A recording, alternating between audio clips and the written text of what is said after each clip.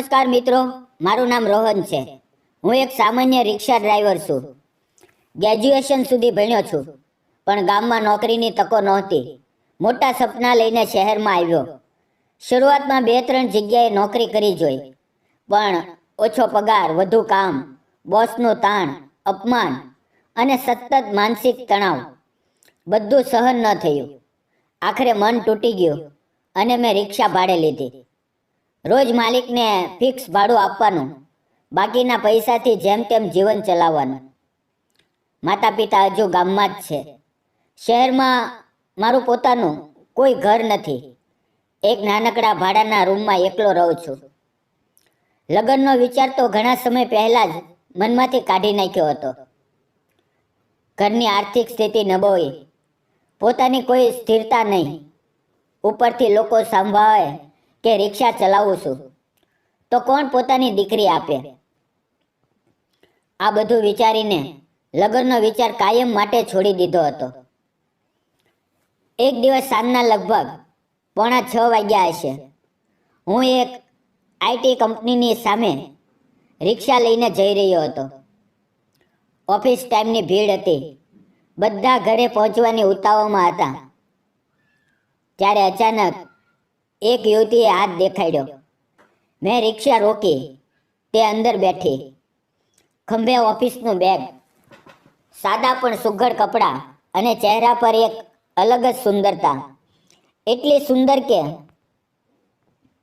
એક પળ માટે મારું ધ્યાન રસ્તાથી હટીને તેના પર ચોંટી ગયું. પછી મેં પોતાને સંભાળ્યો, મીટર ચાલુ કર્યું અને તેના બતાવેલા રસ્તે રિક્ષા ફેરવી. તેના કાળા ખુલ્લા વાળ કંધા પર વિખરાયેલા હતા. મોટી મોટી બોલતી આંખો, ગુલાબી હોઠ અને એક શાંત સંસ્કારી ચહેરો. રિક્ષાના શીશામાં વારંવાર તેની ઝલક જોતો રહ્યો અને મનમાં વિચાર આવતો હતો કે આટલી સુંદર અને સંસ્કાર લાગતી છોકરી મારી રિક્ષામાં કેવી રીતે બેઠી. થોડી જ વારમાં અમે એક ચોકમાં પહોંચ્યા. તેણે ખૂબ જ નરમ અને સૌમ્ય અવાજમાં કહ્યું, અહીંયા રોકી દો. મેં રિક્ષા કિનારે લગાવી. તેણે મીટર પડવાના પૈસા આપ્યા.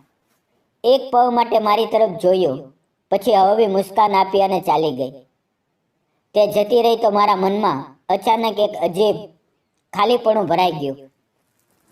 જાણે થોડીક પળ માટે મારી જિંદગીમાં રંગ આવ્યો અને તરત જ તે રંગ ફિક્કો પડી ગયો. હું સીધો ઘર તરફ નીકળી પડ્યો, કારણ કે આખો દિવસ રિક્ષા ચલાવીને શરીર બુરી રીતે થાકી ગયું હતું. ઘર પહોંચીને સાદું ખાવાનું બનાવ્યું, ખાધું અને બેડ પર સૂઈ ગયો. આંખો બંધ કરી પણ ઊંઘ આવવાનું નામ નહોતું લેતી, કારણ તે યુવતી વારંવાર આંખ સામે આવતી હતી. તેની સુંદરતા, તેનો શાંત ચહેરો, તેની તે હળવી નજર. મનમાં ઢગલાબંધ સવાલો ઉમટી રહ્યા હતા. તે કોણ હશે? ક્યાં રહેતી હશે? તેનું નામ શું હશે? શું ક્યારેય ફરી મુલાકાત થશે? આ સવાલો અને વિચારોમાં ક્યારે ઊંઘ આવી ગઈ તે પણ ખબર ન પડી. સવારે સૂરજની કિરણો બારીમાંથી અંદર આવવા લાગી. ત્યારે આંખ ખુલી. રોજની જેમ ઉઠ્યો. થોડી સફાઈ કરી અને ફ્રેશ થયો.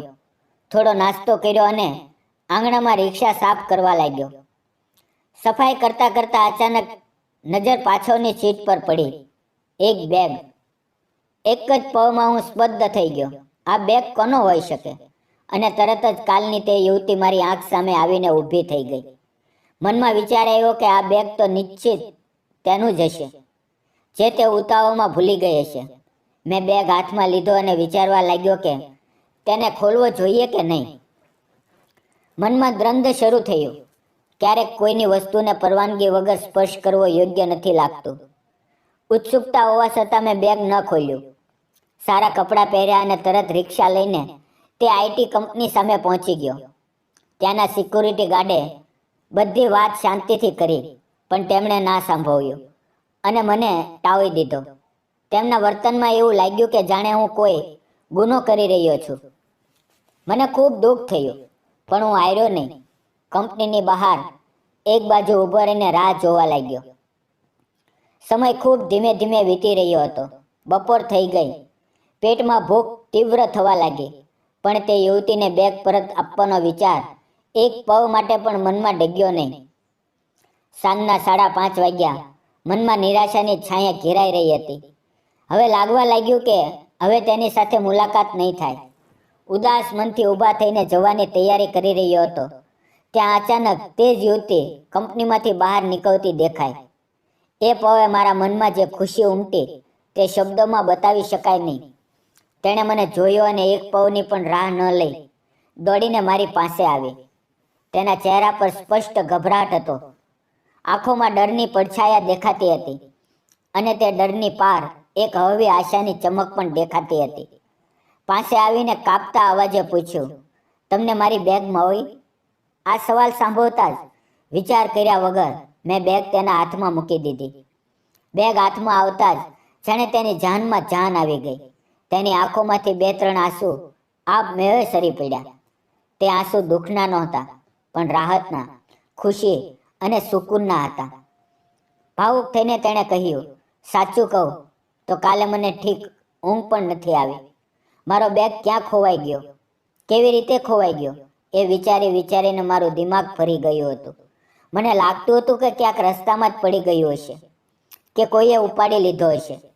પણ તમે તો ભગવાનની જેમ મારી સામે આવ્યા અને મારો બેગ પરત આપી દીધો. તેના શબ્દમાં એટલી કૃતજ્ઞતા અને અપનાવ હતો કે મારું મન પણ અનાયાસે ભરાઈ આવ્યું. તેણે થોડી સંભાળીને આગળ કહ્યું, તમે જાણો છો આ બેગમાં શું છે? મેં શાંતિ અને ઈમાનદારીથી કહ્યું, ના મેડમ. તેણે ઊંડો શ્વાસ લઈને કહ્યું, આ બેગમાં મારા ઓફિસનું લેપટોપ છે અને તેમાં મારો બધો જ જરૂરી ડેટા છે. આખા 1 મહિનાનું કામ, ક્લાયન્ટની માહિતી, પ્રોજેક્ટ, બધું. જો આ ડેટા ખોવાઈ જાત તો મને સીધી નોકરીમાંથી કાઢી મૂકત અને મારી આખી જિંદગી એક જ પળમાં મુશ્કેલમાં પડી જાત. આ સાંભળીને મને પહેલી વખત અહેસાસ થયો કે અજાણતા જ સાચું, પણ આજે મેં ખરેખર કંઈક મોટું અને કિંમતી કામ કર્યું છે. ભાવનાઓથી ભરાઈને તેણે હાથ આગળ વધારીને કહ્યું, મારું નામ શિવાંજલિ છે. એ પળ મારા જીવનની સૌથી ખાસ પળ હતી. આ મોટા શહેરમાં રહેતા હોવા છતાં પહેલી વખત કોઈ યુવતીએ આટલી આત્મીયતા અને આદર સાથે મારી તરફ હાથ વધાર્યો હતો. મેં પણ થોડા ગભરાટ અને સંકોચ સાથે પણ દિલથી ખુશ થતા મારો હાથ તેના હાથમાં મૂક્યો અને કહ્યું, મારું નામ રોહન છે. તેનો તે નરમ ગરમ હાથ મારા હાથમાં આવતા જ મારા દિલમાં એક અજીબ ગરમાટો ઉતરી આવ્યો. જાણે આટલા વર્ષો પછી કોઈએ મને એક ઇન્સાન તરીકે પૂરા આદર સાથે સ્પર્શ કર્યો હોય. પછી તેણે તરત બેગમાંથી એક નાનકડું પર્સ કાઢ્યું. પર્સ ખોલતા જ તેમાં ઘણા પૈસા દેખાયા અને તેણે તેમાંથી કેટલાક પૈસા મને આપવાનો પ્રયત્ન કર્યો. પણ મેં તરત તેનો હાથ રોકીને કહ્યું, રહેવા દો મેડમ. હું અહીંયા પૈસા માટે નહોતો રોકાયો. જો પૈસા જ લેવા હોત તો તમારી રાહ આટલી વાર ન જોત અને કદાચ આ બેગ કોઈને આપી દેત કે અવગણીને આગળ નીકળી જત. આ સાંભળીને તે હેરાન રહી ગઈ. એક પળ માટે મને જોઈ રહી અને પછી બોલી, સાચું કહું તો તમારા જેવો માણસ મેં જિંદગીમાં પહેલી વખત જોયો છે. આ શબ્દો સાંભળીને મારી આંખોમાં ભીનાશ આવી ગઈ. જીવનમાં પહેલી વખત કોઈએ મારી ઈમાનદારીની આટલા સાચા દિલથી પ્રશંસા કરી હતી. પછી તેણે પૂછ્યું, પણ તમને કેવી રીતે ખબર પડી કે હું અહીંયા જ કામ કરું છું અને તમે આટલો સમય અહીંયા ઊભા રહ્યા? મેં તેને બધી વાત કરી કે હું સવારે 9 વાગ્યાથી અહીંયા આવીને ઊભો છું. ગેટ પરના વોચમેનને બધું કહ્યું હતું, પણ તમારું નામ ન હોવાથી અને નવી નોકરીના કારણે તેમણે મને અંદર જવા ન દીધો. આ સાંભળીને તેના ચહેરા પર અપરાધની છાયા પડી અને તેણે કહ્યું, સોરી, મારા કારણે તમને આટલું કષ્ટ થયું. મેં મુસ્કુરાતા કહ્યું, મેડમ, તમારી જરૂરી વસ્તુ તમને સુરક્ષિત મળી ગઈ. બસ આમાં જ મને પૂરો શકૂન છે. પછી હું જવાની તૈયારી કરતા કહ્યું, હું ચાલું મેડમ, ઘણું મોડું થઈ ગયું છે. ઘરે જઈને કંઈક બનાવવું પડશે, નહીં તો આજે ભૂખ્યા જ રહી જઈશ. આ સાંભળીને તેણે હળવું હસીને કહ્યું, ચાલો પછી મને જ છોડી દો. અમે બંને એકબીજા તરફ જોઈને મુસ્કુરાયા. તે મારી રિક્ષામાં બેઠી અને હું હંમેશાની જેમ ચોક પર રોકાવાનો હતો. ત્યાં તેણે કહ્યું, આજે ચોક પર ના રોકાશો, મારા ઘર તરફ ચાલો. તેના આ શબ્દોથી હું એક પળ માટે ગૂંચવાયો, પણ વધુ વિચાર્યા વગર તેના કહેવા પ્રમાણે રિક્ષા આગળ વધારી દીધી. લગભગ અડધો કિલોમીટર ચાલ્યા પછી એક મોટું, ખુલ્લું અને ખૂબ જ આલીશાન બંગલો દેખાયો અને ત્યાં જ રિક્ષા રોકાણી. આ બંગલો જોઈને હું થોડી પળ માટે અવાક રહી ગયો. આવું ઘર મેં અત્યાર સુધી માત્ર સપનામાં જ જોયું હતું. તે ઉતરતા ઉતરતા બોલી, મારા ઘરમાં આવો. પણ મેં વિનમ્રતાથી ના પાડી. ના મેડમ, મોડું થઈ રહ્યું છે. તેણે હસીને કહ્યું, ઠીક છે, પછી ક્યારેક આવજો. પછી તેણે પર્સમાંથી રિક્ષાનું ભાડું કાઢ્યું અને મને આપ્યું. પૈસા લઈને હું જવાનો હતો ત્યાં તેણે થોડા સંકોચ સાથે પૂછ્યું, શું મને તમારો નંબર મળી શકે? હું એક પળ ઝીઝક્યો, પણ દિલમાં ઉઠતી ખુશીને સંભાળીને મેં તેને મારો મોબાઈલ નંબર આપી દીધો. તેણે સંતોષથી કહ્યું, શું તમે મને રોજ સવારે ઓફિસ છોડવા આવી શકો છો? મેં તરત કહ્યું, હા, બિલકુલ, હું તો રોજ આ જ રસ્તાથી પસાર થાઉં છું. તેણે ઠીક કહ્યું અને કહેતા કહેતા અંદર ચાલી ગઈ. અને તે સાંજે જ્યારે હું ઘર પહોંચ્યો તો મારું મન કોઈ વસ્તુમાં લાગતું નહોતું. ખાવાના બનાવવાનું પણ મન નહોતું, કારણ કે તે સુંદર સંસ્કારી યુવતીને મળીને, તેનો હાથ પોતાના હાથમાં લઈને અને તેની આંખોમાં ઝલહલતી કૃતજ્ઞતા જોઈને મારું મન જાણે પૂરેપૂરું તૃપ્ત થઈ ગયું હતું. હું બેડ પર સૂઈ ગયો અને આખો દિવસ બનેલી દરેક ઘટનાના, દરેક શબ્દ અને દરેક નજર વિશે વિચારતો જ રહ્યો. ભલે તે દિવસે મારે આઈટી કંપનીની બહાર કલાકો સુધી રાહ જોવી પડી હતી. ભૂખ, તરસ અને થાક સહેવો પડ્યો હતો. તો પણ તે દિવસ મારા જીવનનો સૌથી સુંદર, સંતોષ આપનાર અને યાદોનો ભંડાર બની ગયો. અને તે જ મીઠી યાદોમાં ખોવાયેલો મને ક્યારે ઊંઘ આવી ગઈ તે પણ ખબર ન પડી. તે રાત્રે મારા મોબાઈલ પર એક મેસેજ આવ્યો હતો, પણ આખા દિવસની થાક એટલી વધુ હતું કે મેં મોબાઈલ જોયો જ નહીં અને સીધો ઊંડી ઊંઘમાં સૂઈ ગયો. પણ સવારે ઉઠીને જ્યારે રોજની જેમ મોબાઈલ હાથમાં લીધો તો સ્ક્રીન પર ચમકતા શબ્દો જોઈને મારા હોઠ પર આપમેળે મુસ્કાન આવી ગઈ. હું તમારી ખૂબ આભારી છું. મદદ માટે થેન્ક યુ. અને નીચે તેનું નામ લખેલું હતું, શિવાંજલિ. આ એક સાદો પણ દિલને સ્પર્શી જતો મેસેજ હતો, જેણે મારો આખો દિવસ રોશન કરી નાખ્યો. મનમાં એક અલગ જ ઉત્સાહ ભરાઈ આવ્યો અને તે દિવસથી મારા જીવનમાં અજાણતા એક નવી આદત પડી ગઈ.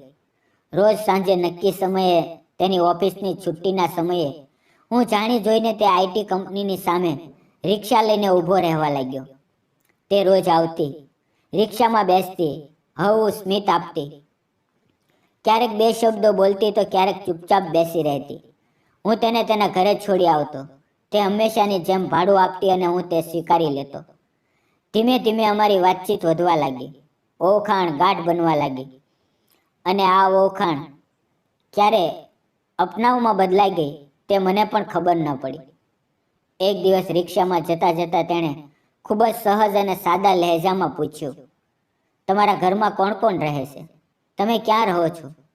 આ સવાલ સાંભળતા જ મારું મન એક પળ માટે દબાઈ ગયું, કારણ કે મારી પાસે બતાવવા જેવું કંઈ ભવ્ય નહોતું. મારી જિંદગી સાદી હતી, સંઘર્ષોથી ભરેલી અને ક્યાંક અધૂરી પણ. તો પણ મેં પોતાને સંભાળીને ઈમાનદારીથી કહ્યું, મેડમ, હું ગામનો છું. અહીંયા શહેરમાં કિરાયાના રૂમમાં રહું છું. રિક્ષા ચલાવું છું. માતા પિતા ગામમાં જ રહે છે. થોડી ખેતી છે, તેના પર મહેનત કરીને તેઓ પોતાનું જીવન ચલાવે છે. મારી આ સાદી અને ગરીબ જિંદગી સાંભળીને તેના ચહેરા પર એક પળ માટે ઉદાસી છવાઈ ગઈ. તેને ખરેખર દુઃખ થયું હતું. તે તેની આંખોમાં સ્પષ્ટ દેખાતું હતું. વાતનો રૂખ બદલવા માટે મેં તેને જ પૂછ્યું, મેડમ, તમારા ઘરમાં કોણ કોણ રહે છે? ત્યારે તે થોડી ગંભીર થઈ ગઈ, થોડી પળ ચૂપ રહી અને પછી શાંત અને સંયમી અવાજમાં બોલી, હું એકલી જ રહું છું. આ ઘર મારા માતા પિતાનું છે. કેટલાક વર્ષો પહેલાં કાર અકસ્માતમાં મારા માતા પિતા બંને ગુજરી ગયા. હું હજુ અવિવાહિત છું, પણ તેણે મને સારું શિક્ષણ આપ્યું હતું, તેથી આજે મને આ નોકરી મળી છે. તેનું દુઃખ સાંભળીને મારું દિલ ભરાઈ આવ્યું. મારી ગરીબી એક પ્રકારની પીડા હતી, પણ તેનું અકેલાપણું અને માતા પિતાની કમી તેનાથી ક્યાંય વધુ દર્દનાક લાગી. ધીમે ધીમે દિવસ વીતતા ગયા. અમારી ઓળખાણ વધુ ગાઢ બનતી ગઈ. રિક્ષામાં બેસતી ઉતરતી વખતે વાતો કરતા, ક્યારેક એકબીજા તરફ જોતા. મનમાં એક અલગ જ આકર્ષણ ઊભું થવા લાગ્યું. હું ગરીબ હતો, એ સાચું, પણ દેખાવમાં સુઘડ અને હેન્ડસમ હતો. તે મારાથી 1-2 વર્ષ નાની જ હશે. તેની ઉંમરનો તફાવત પણ વધુ અનુભવાતો નહોતો. અમારી વાતચીત વધુ સહજ બનતી ગઈ. એક દિવસ સાંજે હું હંમેશાની જેમ તેની ઓફિસની બહાર ઊભો હતો. ત્યાં અચાનક આકાશમાં વાદળો ઘેરાઈ આવ્યા અને જોરદાર વરસાદ શરૂ થઈ ગયો. રસ્તા પર પાણી ભરાવા લાગ્યું. તે દોડતી દોડતી રિક્ષા સુધી આવી. અમે નીકળ્યા. બહાર મુશળધાર વરસાદ પડી રહ્યો હતો. રિક્ષાની બાજુએથી થોડું થોડું પાણી અંદર આવી રહ્યું હતું. અમે બંને હવા ભીંજાઈ રહ્યા હતા. આ ભીના માહોલમાં અમારી વાતો ઓછી અને નજરો દ્વારા થતો સંવાદ વધુ હતો. થોડી વારમાં અમે તેના ઘર સામે પહોંચ્યા. ત્યારે તેણે કહ્યું, વરસાદ ખૂબ તેજ છે, અંદર આવો, ઠંડી લાગી રહી છે, થોડી ચા પીને પછી જજો. મેં ના પાડી, પણ તેના આગ્રહ અને તે પવના આકર્ષણની આગળ આખરે હું તેની સાથે અંદર ગયો. ચારે તરફ ફેલાયેલો વૈભવ જોઈને મારી આંખો ચોધાર થઈ ગઈ. ત્યાં શિવાંજલિનો અવાજ આવ્યો, અહીંયા સોફા પર બેસો. હું સોફા પર બેઠો. તેણે પાણી આપ્યું અને મુસ્કુરાતા મુસ્કુરાતા કહ્યું, થોડી વાર રોકાઈ જાઓ, હું તમારા માટે ગરમા ગરમ ચા બનાવું છું. તે કિચનમાં ચાલી ગઈ અને હું થોડી જ વારમાં તે બંને હાથમાં ચાના 2 કપ લઈને આવી. એક કપ મારી તરફ વધાર્યો અને જેવું મેં કપ લીધો તેવું તેના હાથનો સ્પર્શ મારા હાથને થયો. એ પળ અમારી નજરો એકબીજામાં ઉલઝાઈ ગઈ. તે નજરમાં ભરોસો હતો, અપનાવ હતો, એક અલગ જ ચમક હતી. અમે બંને અનાયાસ મુસ્કરાઈ પડ્યા. તે હળવી શરમ સાથે નજર નીચે કરી ગઈ. મેં ચાની સુસ્કી લીધી તો શરીરમાં ગરમાટો ફેલાવા લાગ્યો. તે થોડે અંતરે બેસીને ચા પી રહી હતી. ચા પૂરી થઈ ત્યાં સુધીમાં અમે વધુ વાતો ન કરી, પણ તે ખામોશીમાં ઘણું બધું કહેવાઈ રહ્યું હતું. ચા પૂરી થતાં જ મેં કહ્યું, થેન્ક યુ. તેણે હસતા હસતા કહ્યું, કઈ બાબત માટે? મેં કહ્યું, આટલું સારું ધ્યાન રાખવા માટે. તેણે મુસ્કુરાઈને કહ્યું, ઉલટું તો તમે રોજ મારું આટલું ધ્યાન રાખો છો. અમે બંને એકબીજા તરફ જોઈને હળવા હસી પડ્યા. મેં સહજતાથી કહ્યું, તમારું ઘર ખૂબ સુંદર છે. તેણે કહ્યું, થેન્ક યુ. પછી હું ઊભો થયો અને કહ્યું, હું ચાલું, શિવાંજલિ. આજે પહેલી વખત મેં તેને મેડમ કહેવાને બદલે સીધું તેના નામથી પોકાર્યું. આ સાંભળતા જ તેણે મારી તરફ જોયું. ફરીથી અમારી આંખો મળી. તે નજરમાં કંઈક એવું હતું જેણે વગર બોલ્યા બધું કહી દીધું. હું મોઢું ફેરવીને જવાનો હતો ત્યાં શિવાંજલિએ અચાનક મારો હાથ પકડી લીધો. હું પાછો વળ્યો તો તેની આંખો ભરાઈ આવી. નજરમાં એક અલગ જ ભાવના ઉમટી રહી હતી, જાણે દિલમાં ઘણું બધું જમા થયું હોય જે આજે બહાર આવવાનું હોય. તેણે કંપતા પણ દ્રઢ અવાજમાં કહ્યું, રોહન. તેના મોંથી મારું નામ સાંભળતા જ મારું દિલ જોર જોરથી ધડકવા લાગ્યું. આખા શરીરમાં એક અજીબ સિરહન દોડી ગઈ. તેણે આગળ કહ્યું, રોહન, તમારા જેવો માણસ મેં મારી જિંદગીમાં ક્યારેય નથી જોયો. એ સાચું છે કે તમે ગરીબ છો, પણ દિલથી તમે ખૂબ અમીર છો. દેખાવમાં પણ તમે ખૂબ સુંદર છો, પણ તેનાથી પણ વધુ સુંદર તમારું મન છે. આટલા દિવસથી હું તમને જોઈ રહી છું. તમારી વાતો, તમારું વર્તન, એક સ્ત્રીને આપવામાં આવતો આદર, સન્માન, માન, આ બધું ક્યારેય બદલાયું નથી. સાચું કહું તો જો તમારી જગ્યાએ કોઈ બીજો હોત તો મારી અમીરી, મારું ઘર અને મારી જિંદગી જોઈને મને પ્રેમના જાળમાં ફસાવવાનો પ્રયત્ન કરત, કદાચ લૂંટવાનું પણ વિચારત. પણ તમને જોઈને મને ક્યારેય ડર નથી લાગ્યો. ઉલટું તમારા પર એટલો ભરોસો થઈ ગયો કે હું રોજ નિશ્ચિતપણે તમારી રિક્ષામાં સફર કરતી રહી. અને આજે એક એવી વાત જે હવે હું મારા દિલમાં દબાવીને રાખી શકતી નથી. સાચું કહું તો મને તમે ખૂબ ગમવા લાગ્યા છો. તેના આ શબ્દો સાંભળીને હું બિલકુલ સ્તબ્ધ થઈ ગયો. થોડી પળો માટે તો એવું લાગ્યું કે હું શ્વાસ લેવાનું જ ભૂલી ગયો છું. શિવાંજલિ શું કહી રહી છે? આના પર મને વિશ્વાસ જ નહોતો આવતો. શું જવાબ આપું? કેવી રીતે બોલું? કંઈ સમજાતું નહોતું. મારી આંખો પણ આપમેળે ભરાઈ આવી. જીવનમાં પહેલી વખત કોઈએ મારી ઈમાનદારી અને મારા સ્વભાવને આટલી ઊંડાઈથી સમજ્યો હતો. તે થોડી વધુ પાસે આવી. મારી આંખોમાંથી પડતા આંસુ તેણે જોયા અને એક પળ માટે તેણે પોતાનું માથું મારા ખંભે ટેકવી દીધું. એ એક પળ જાણે મારા આખી જિંદગી થંભી ગઈ હોય, સમય જમી ગયો હોય એવું લાગ્યું. આગળ શું કરવું, શું કહેવું, કંઈ સમજાતું નહોતું. થોડી વાર પછી પોતાને સંભાળીને મેં કહ્યું, શિવાંજલિ, મને પણ તમે ખૂબ ગમો છો, પણ હું ગરીબ છું, ગામથી આવેલો છું, એક સામાન્ય માણસ છું, રિક્ષા ચલાવું છું. તમારી જિંદગી, તમારું સ્ટેટસ, તમારી દોલત મારાથી ઘણું વધુ છે. તમે ખૂબ સુંદર છો. તમારા માટે તમારા દરજ્જાનો, તમારી સુંદરતા અને અમીરીને શોભે એવો કોઈ સારો છોકરો શોધો. આ સાંભળતા જ તેણે ફરીથી મારો હાથ મજબૂતીથી પકડી લીધો. તેની આંખોમાં કોઈ શંકા નહોતી. તેણે પૂરા યકીન સાથે કહ્યું, ગરીબ, અમીર, મોટા નાના, ઊંચ નીચ જેવી કોઈ વસ્તુ હોતી નથી. માણસ બસ સ્વભાવથી સારો હોવો જોઈએ, અને તે તમે છો. મને તમે ગમો છો અને હું તમારી સાથે જ લગ્ન કરવા માંગુ છું. તેના આ દ્રઢ શબ્દોએ મારો બધો ડર એક જ પળમાં દૂર કરી દીધો. તો પણ ગભરાતા ગભરાતા મેં કહ્યું, લોકો શું કહેશે? શિવાંજલિ, એક રિક્ષાવાળા સાથે લગ્ન કર્યા એમ કહીને તમને તાણા મારશે. ત્યારે તેણે શાંતિથી મુસ્કરાઈને કહ્યું, લોકોનું શું છે? સારું કરો તો પણ બુરું જ બોલે છે, બુરું કરો તો પણ બુરું જ બોલે છે. તેમની પરવા ન કરો. સાચું બતાવો, હું તમને ગમું છું? આ સવાલ પર શબ્દોની જરૂર જ નહોતી. મેં ફક્ત માથું હલાવ્યું અને તેની આંખોમાં જોઈ લીધું. અને તે જ દિવસથી અમારા પ્રેમની અસલી શરૂઆત થઈ. હું ધીમે ધીમે વધુ ખુશ રહેવા લાગ્યો. જિંદગીને નવો અર્થ મળ્યો, જીવવાની નવી દિશા મળી. દિવસ વીતતા ગયા. લગભગ 1 વર્ષ સુધી અમે એકબીજાને મળતા રહ્યા, વાતો કરતા રહ્યા, ક્યારેક હસ્યા, ક્યારેક ગંભીર થયા, એકબીજા માટે દિલને સમજતા રહ્યા, સ્વભાવ જાણતા ગયા. અને સાચું કહું તો અમારા સ્વભાવ એકબીજાને દિલથી મળી ગયા. આખરે અમે લગ્ન કરવાનું પાક્કું નક્કી કર્યું. હું શિવાંજલિને મારા માતા પિતાને મળવા ગામડે લઈ ગયો. તે 2-3 દિવસ અમારા સાદા ઘરમાં રહી. તેને મારા માતા પિતાની સાદગી, તેમનો પ્રેમ અને અપનાવ ખૂબ જ ગમ્યો. અને મારા માતા પિતાને પણ શિવાંજલિ ખૂબ પસંદ આવી.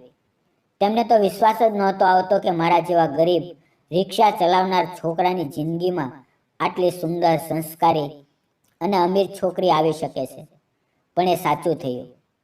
થોડા જ દિવસોમાં અમારા લગ્ન સાદી રીતે પણ પૂરા દિલથી થઈ ગયા. આજે અમે બંને ખુશી ખુશી પોતાનો સંસાર બનાવી રહ્યા છીએ.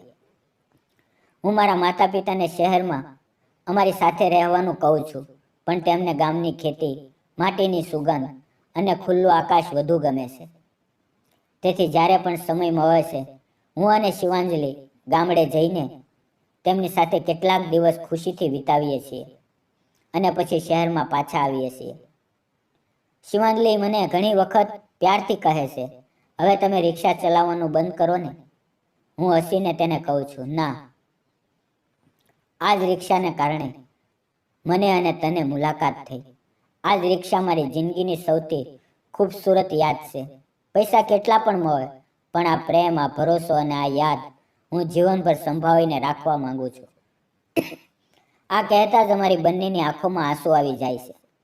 હાથ વધુ કસીને પકડી લઈએ છીએ અને અમારો એકબીજા પરનો ભરોસો તથા પ્રેમ વધુ ગાઢ બનતો જાય છે. તો મિત્રો, શું મેં અને શિવાંજલિએ સાચું કર્યું કે ખોટું? તમારો અભિપ્રાય કોમેન્ટમાં જરૂર જણાવજો. આ કહાની માત્ર રોહન અને શિવાંજલિના પ્રેમની નથી. આ તો ઈમાનદારી, ભરોસો અને ઇન્સાનની કહાની છે. પૈસા, જાતિ, સંબંધ નક્કી નથી કરતા. માણસનું દિલ, તેનો સ્વભાવ અને તેના મૂલ્યો જ તેની અસલી ઓળખ હોય છે. જો સંબંધમાં ઈમાનદારી હોય, સામેના માટે આદર હોય અને ભરોસો હોય, તો કોઈ પણ હાલત, કોઈ પણ તફાવત પ્રેમના રસ્તામાં અડચણ નથી બની શકતો. જિંદગીમાં સારાઈનો રસ્તો પસંદ કરશો તો કિસ્મત પણ ક્યારેય તમારો સાથ આપશે જ. બસ ધીરજ રાખવાનું શીખો અને ઇન્સાન બનીને રહો. જો આ પ્રેમ કથા તમારા દિલને સ્પર્શી ગઈ હોય તો લાઈક કરો, શેર કરો અને ચેનલને સબસ્ક્રાઇબ કરવાનું ભૂલશો નહીં. ફરી મળશું મિત્રો નવા વિડીયો સાથે. જય જય ગરવી ગુજરાત. ધન્યવાદ.